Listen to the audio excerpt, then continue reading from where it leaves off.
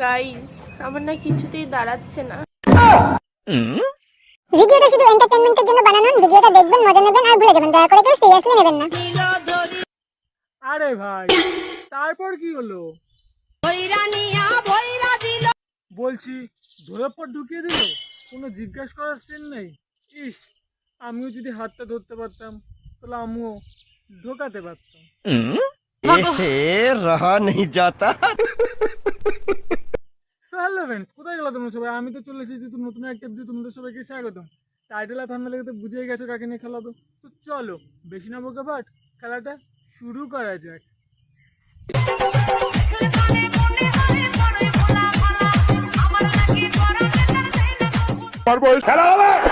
इसलिए कि कल तक जो मजदूर आपको अपना यार दोस्त भाई बंधु समझते थे अब आप उनके लिए मालिक हो गए हैं।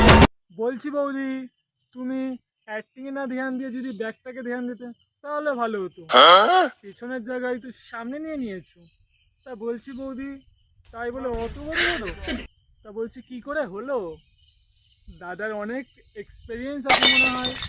তা বলছি কিছু কিছু বৌদিরা জিজ্ঞেস করছে, তো তাদেরকে একটু সলিউশন দাও। কি করছো? Oh my god. একটা কথা কি জানো, রাতে নাইটি পরা সমাজে কি শান্তি একমাত্র লুঙ্গি পরা ছেলেগুলোই জানবে। তা বলছি বৌদি, আমি তো লুঙ্গি পরি না, তাই আমি জানি না। তা তুমি যদি একটু ভালো করে দেখিয়ে দিতে তাহলে আমাদের একটু বুঝতে ভালো হতো। গাইস, আমার না কিছুতেই দাঁড়াচ্ছে না। কি করব আমি?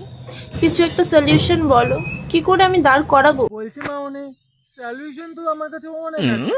তা বলছি আমি কি যেটা ভাবছি সেটাই, অন্য কিছু? হ্যাঁ, তোমরা যেটা ভাবছো তাই। কিছুতেই দাঁড়াচ্ছে না।